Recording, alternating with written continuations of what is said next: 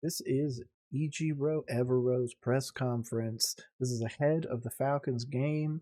This is a 11.5 minute press conference, whereas Thomas Brown got 4 minutes. They're obviously wanting to put a big focus on the defensive side of the ball. In my opinion, that's a little bit of a precursor to the defensive coach we will most likely hire, named Bill Belichick.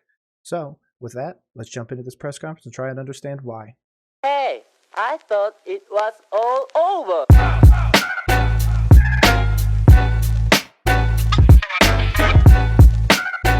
Again, this is Ejiro Evero. I want to hear this press conference again. This is ahead of the Falcons game. He's going to have a lot to say again. An 11-minute press conference, almost triple the length of Thomas Brown's. So, Ejiro, this is for you.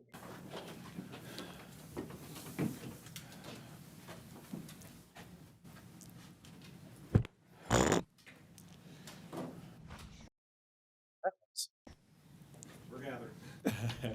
That was on their end, though. Look at that. That's that $1 million smile I keep talking about. No, take your time. No rush. All right, y'all ready?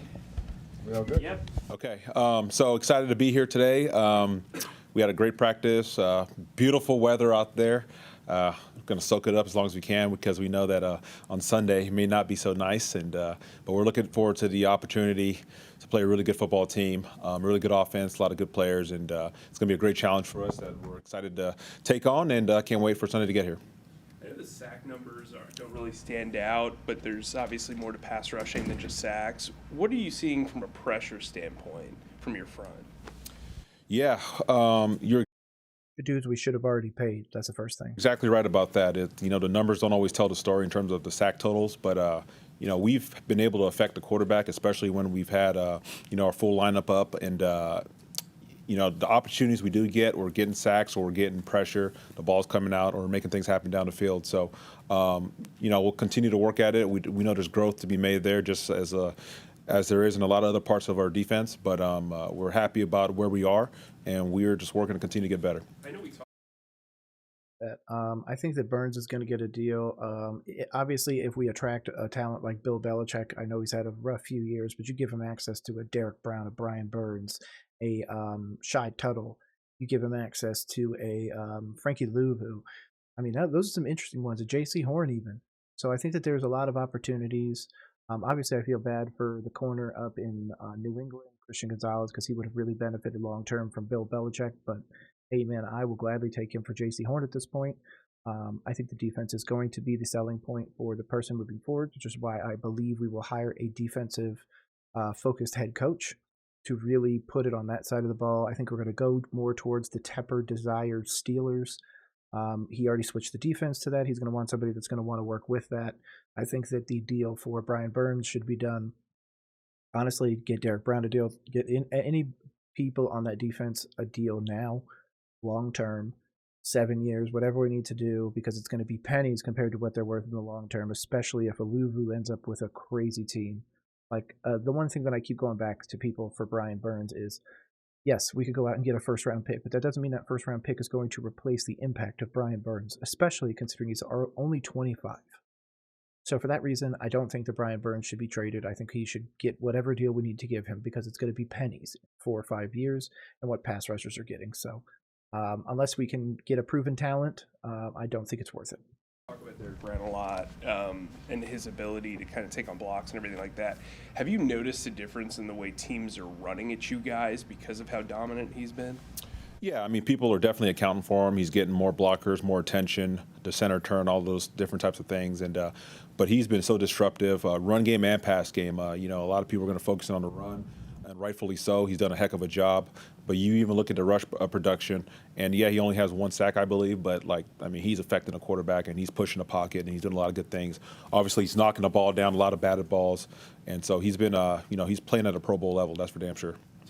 Yep, and I've seen obviously the push from a lot of Panthers fans, including Panthers Social, to really push Derek Brown.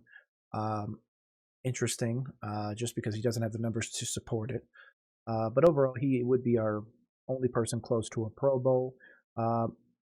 What he's given me, though, just in case you guys haven't noticed, he's been kind of, up there.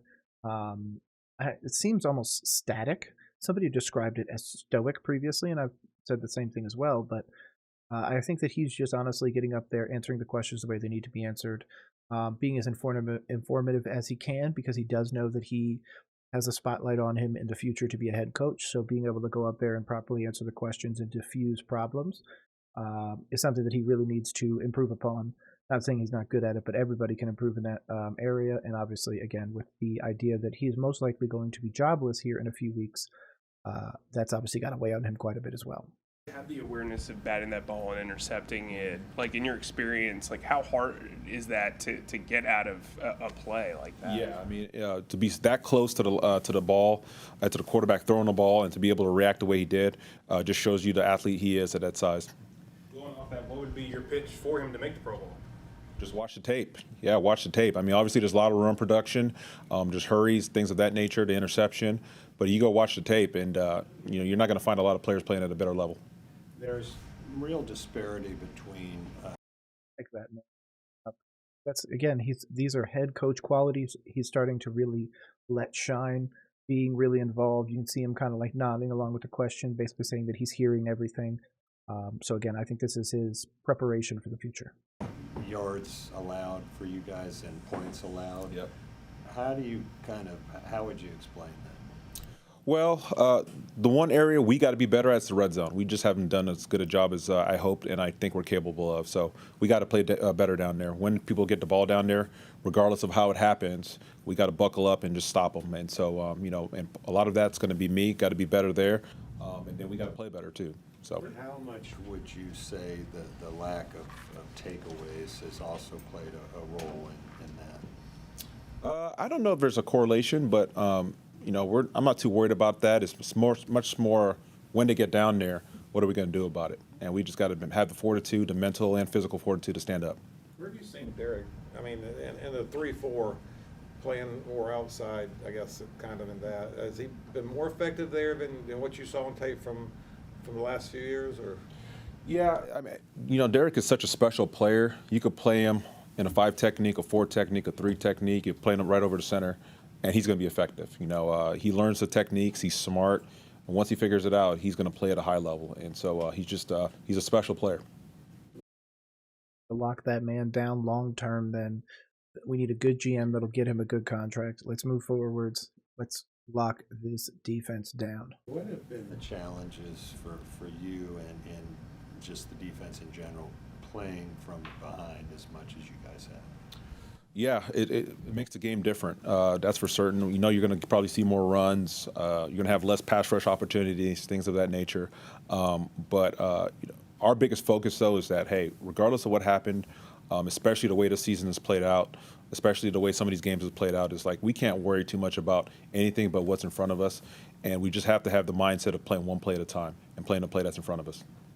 Well, speaking of what's in front of you, you got Atlanta this week. Desmond Ritter, he's been up and he's kind of been all over. And this defense better feast on Desmond Ritter. If we let him pass, Drake London, Bijan, they have been a problem for a lot of teams.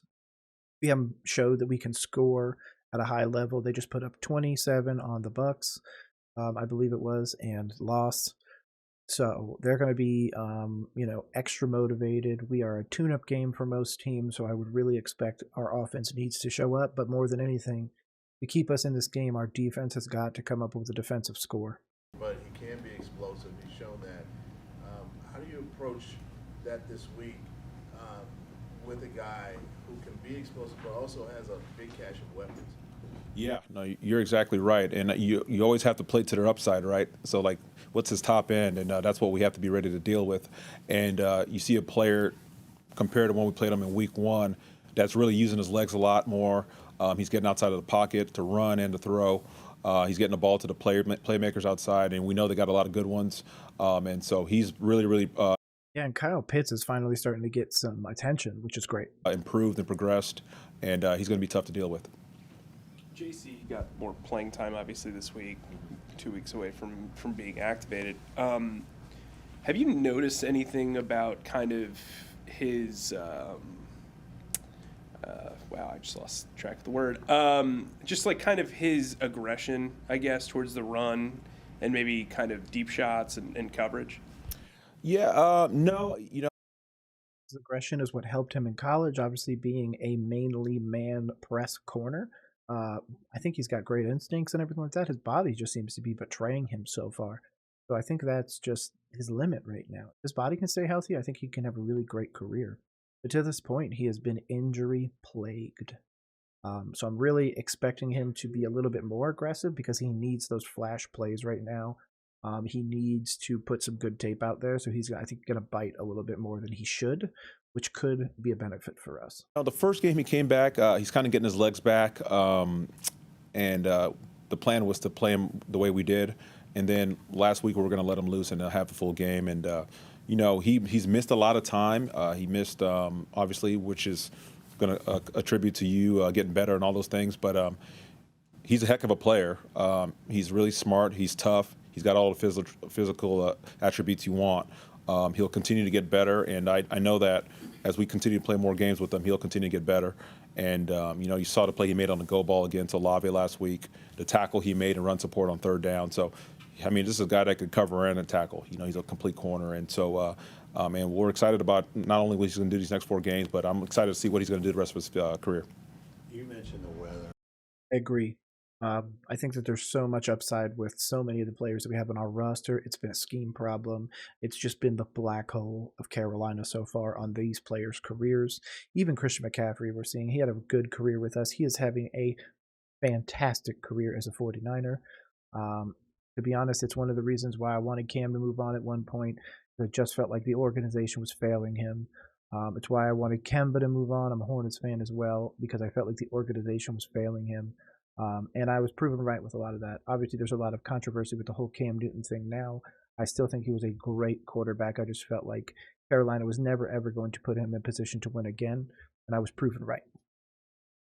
Have analytics evolved to the point where they factor weather into it as you're looking at what different teams or tendencies they've shown in certain inclement weather, for instance? Oh, absolutely. Yeah. Those things like in terms of are they running the ball more, what type of throws are they utilizing, things of that nature. And so, yeah, that's all part of our studies. Is that broken down by like this was a fair weather game versus? Oh, yeah, I bet the analytics teams are crazy, man. This is our scoring when we play a game between the degrees of 70 and 80 and 81 and 90 and shit like that. Like, I bet it's very in depth, and that they all have access to a lot of information on not only themselves but other teams as well. Obviously, scouting doesn't just scout yours, so that's an interesting one. It's a muddy track. Yeah, you always have your sample size of like what you're looking at, and then if there's an outlier, what's the reason for it? And a lot of times it has something to do with maybe it's wind or weather or something like that. So for certain. What's the one of those analytics that jumps out the most at you when you go back and look at it, and how that's impacted by the way the team's playing? You guys playing from catch up a lot. Said we're really expecting we can't win this game without a defensive score. It's as simple as that. The defensive scores have what kept us in games, and without them, we are not even competing. So, in terms of the weather you're talking about? No, the analytics that you're talking about. What are those? What jumps out at you? I mean, like I guess he's not going to tell you what jumps out at him, but he'll give you something. Again, I think this is very head coachy. He's doing a great job up there. So far, it's an A+ press conference for him. Obviously, I wish he'd flash those pearly whites more often. Again, the $1 million smile right here.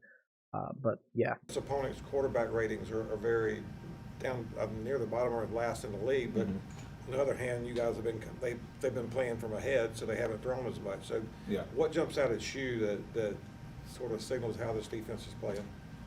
Well, I mean, there's a lot of things. We've gotten better against the run as we've worked through the season. We've been more productive. Our pass defense has been good. Again, where we need to grow is we need to affect the quarterback more. We need to play better in the red zone. And those are really the big things we're focused on. From the defensive perspective, when a team runs pony personnel or just like a 20 or 21 personnel in general, what are the issues that causes for a defense? It depends how they're utilizing those guys. Some people will get in a pony, but it really plays out like 11 or 12 or normal formation or personnel groups.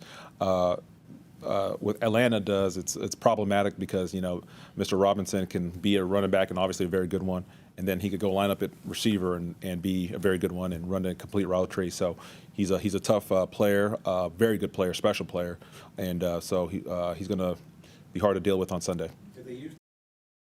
So the defensive scheme is going to be focused around him, and then obviously bracketing Drake London. Kyle Pitts is going to be real interesting, but I think the Panthers would be willing to lose by Kyle Pitts having 170 receiving yards as opposed to letting Bijan Robinson or Drake London get anywhere close to that. I think we have a lot better coverage, especially over the little bit slower of tight ends. Obviously, he's not slow. He's actually one of the faster ones, but compared to Drake London and Bijan, I don't know if he can compete, but Them a lot different than they did the first game because you saw them very fresh and where they were really trying to work him in there. How they use him? Probably just playing him more. I would say it's the biggest change, yeah, because he was utilized as a receiver, as a runner, obviously, motioning, doing different things. But now you can see he's more in there. He's in there a lot more. So the run game seems to be pretty dynamic, though, not just with Bijan, but with Patterson and Algier. Is it pick your poison? Is it do you defend these guys the same way? How do you view these three backs? Because they seem to be a little bit different. Yeah, it starts off with the scheme. The scheme is excellent. I think Coach Arthur Smith does a great job. Speaking of, if you want Arthur Smith breakdowns, I've been doing those as well. In fact, the Arthur Smith breakdown will be out Saturday morning, so check that out on his press conferences, basically telling us what he's going to do against our Carolina Panthers. I do the breakdowns for all the teams now in the South. Don't do every press conference of every team, no matter what, but we're working up to that. Make sure you go to subscribe to us on YouTube at Roll Coverage or on Twitter at Roll Coverage Pod. The outside zone game, we know what that's all about, and then also all the shifts and motions and stuff they do pre-snap, the window dress. And so the scheme is excellent. It's tough to play against. And then they got really good players up front who know how to play in that scheme in terms of the O-linemen. And then they got really good ball carriers. And so it's a combination of things. Do they have one of the better running back cores in the league? I would say so. I mean, Cordell Patterson last year was a problem for everybody. Algier at the beginning of the season was, Mr. Touchdown Vulture. And Bijan is finally coming into his own. So I think you have a really, really dynamic running back room. The players, the scheme, the tempo, the speed that they executed at. So it's going to be a good challenge for us. A week like this, does that make film study that much more critical because you just used the word window dressing? So to know where your eyes need to be, is that critical? Yeah, and it's really the NFL today. It's all about being disciplined and reading your keys, and there's a lot going on. Yep, knowledge is the best thing in the NFL. You're seeing a lot of these younger players, especially defensive players, it seems like, just they're savants when it comes to this game. They're incredibly athletic. They're incredibly dominant at their position. And of course, they, immediately sniff out those bubble screens and everything like that, and they just blow them up. So the defensive side of the ball, I think, is slowly shifting towards younger players being able to affect the game on a more or a deeper level. But I think that's great. The smarter players get the better. That means people are going to take better care of themselves and have much longer careers, and I'm here for that. Pre-snap these days, jet motions, orbit motions, back bolting, shifts, all these different things, and guys just have to really focus in on what their job is. What's something maybe behind the scenes you've seen with Derek, not on the field, but like I said, away from all that, that's shown what kind of a person, what kind of a player he is? Well, I try to work out most mornings, early in the morning, before I get working and football, and he's always in there. So he's in early, he's working out, he takes care of his body. He's very attentive in the meeting rooms. He's got a great personality. He likes to joke around, and so he's not too hard on himself in terms of being super serious. But when it's time to focus in and get the work done on the field, in the classroom, in the weight room, he gets it done. And when you guys watch the play, that's great praise from this man.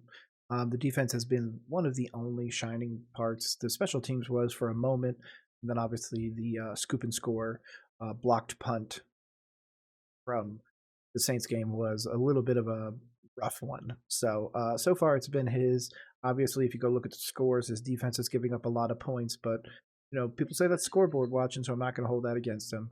But the points still matter. So he's the best part of a really, really, really bad team. So that's very unfortunate. play of that interception he had in the film room with everybody there, what was kind of the reaction from you and other players around there? Business as usual, you know. Well, yeah, business as usual. You know, as much as we want to celebrate that, we are more focusing on trying to get a win. You and Derek working out with the same amount of weight. Crazy. Times 10. What time is that usually?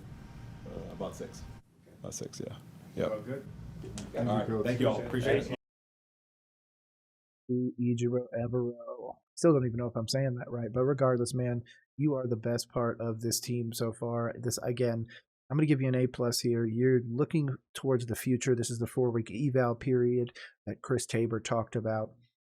Obviously, like I said at the beginning, this is 3 times the length almost of the Thomas Brown press conference. So obviously they have a lot of faith in this man. I think they're setting him up for the future. If we do decide to promote from within, I would absolutely expect this man to become the head coach.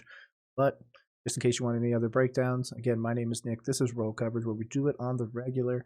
Make sure to subscribe to the socials below. And other than that, have a great day. Peace.